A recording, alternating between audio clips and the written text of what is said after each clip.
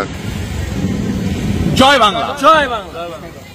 বন্ধুরা, বিগত কিছুদিন ধরে আপনারা দেখছেন আমাদের প্রাণের শহর শিলিগুড়িকে কিভাবে বাইরের শক্তিরা অশান্ত করার চেষ্টা করছে।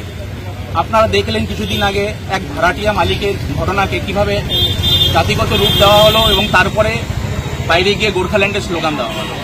বন্ধুগণ, আপনাদেরই আশ্বস্ত করতে চাই, শহর শিলিগুড়ি যখনই তার উপরে বাইরের শক্তিরা আক্রমণ করে, শিলিগুড়ি কিন্তু জবাব দিয়েছে এবং মোক্ষম জবাব দিয়েছে।